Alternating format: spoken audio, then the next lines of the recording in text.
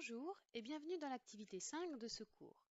Vous l'avez vu dans le cours 1 sur le programme Agir pour la bio, on se pose souvent la question de l'efficacité de la politique, de sa cohérence ou encore de la bonne utilisation des moyens humains et financiers. L'activité d'aujourd'hui porte sur ce qu'on appelle les critères d'évaluation. On l'a vu, la logique d'action de la politique est un très bon moyen pour visualiser les liens de causalité entre les différents éléments d'action de la politique publique et de comprendre pourquoi certains axes d'intervention ont été choisis plutôt que d'autres. Mais le diagramme de la logique d'action permet aussi de mieux caractériser et visualiser ce qu'on appelle les critères d'évaluation. Il existe de nombreux critères permettant d'évaluer une politique. Le premier, qu'on étudie ici, est le critère d'efficacité. Il permet d'évaluer si les objectifs ont été atteints ou sont en voie de l'être. C'est un critère essentiel de l'évaluation. Par exemple, pour la politique de développement de l'agriculture biologique en France, qui annonce un objectif de 15% de surface bio d'ici 2022, on évalue l'efficacité de cette politique en mesurant le pourcentage de la SAU convertie à l'agriculture bio. Une autre question que l'on peut se poser est celle de la pertinence des objectifs. Répondent-ils vraiment aux enjeux annoncés? Sont-ils à la hauteur de ces enjeux? Par exemple, si l'enjeu de maintenir l'agriculture sur le territoire peut être qu'une politique axée exclusivement sur le développement de la bio n'est pas tout à fait la plus pertinente. Un troisième critère très important pour les gestionnaires des politiques publiques, mais aussi pour l'ensemble des contribuables qui participent à leur financement, est celui de l'efficience. Il s'agit de s'interroger sur les coûts et les moyens mis en œuvre. Aurait-on pu faire mieux avec les moyens engagés? Aurait-on pu atteindre les mêmes objectifs avec des coûts plus faibles? Par exemple, si la politique d'aide à l'agriculture bio s'est surtout appuyée sur des subventions aux agriculteurs en conversion, on peut s'interroger si d'autres moyens moins coûteux auraient pu être plus efficaces. Par exemple, la prise en charge d'un conseiller technique pour le bio, ou l'accompagnement des agriculteurs souhaitant vendre leurs produits en vente directe. L'évaluation peut aussi porter sur la cohérence de la politique publique. On distingue deux critères de cohérence. La cohérence interne vérifie si les différents objectifs ne sont pas contradictoires.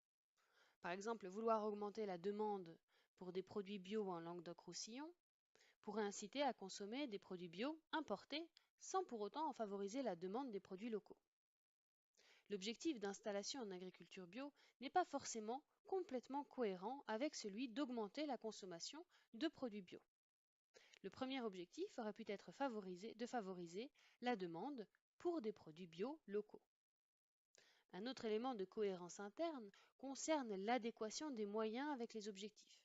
On ne peut pas annoncer un programme très ambitieux, par exemple, et y dédier un tout petit budget ou lui allouer une échéance très courte.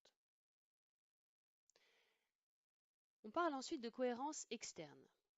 Travailler sur la cohérence externe d'une politique, c'est vérifier que les objectifs de l'action publique n'entrent pas en contradiction avec les objectifs d'une action publique concomitante. Par exemple, il peut y avoir un problème de cohérence externe si, au sein d'une collectivité territoriale, les élus en charge du développement économique promeuvent l'installation de nouveaux grands centres commerciaux en périphérie de leur ville pour créer de l'emploi et que les élus en charge de l'agriculture et de l'environnement cherchent à maintenir les terres agricoles en zone périurbaine pour y installer des jeunes agriculteurs en agriculture bio.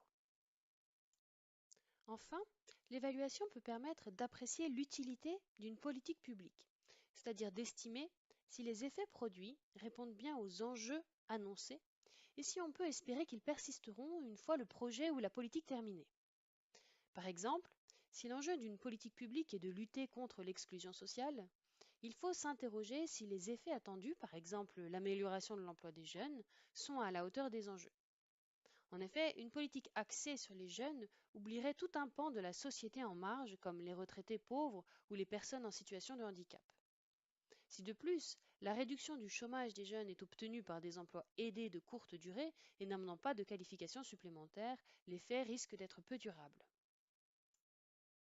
Les critères d'évaluation servent de base pour la rédaction des questions auxquelles l'évaluateur va répondre. Ce sont les questions évaluatives. L'identification de ces questions évaluatives fait en général l'objet d'une réflexion approfondie au sein du comité de pilotage de l'évaluation. Bien souvent, on ne traite pas de tous les critères et on choisit un nombre raisonnable de questions évaluatives pour que l'évaluateur puisse y répondre dans le temps imparti de l'évaluation. Merci pour votre attention et rendez-vous à l'activité suivante.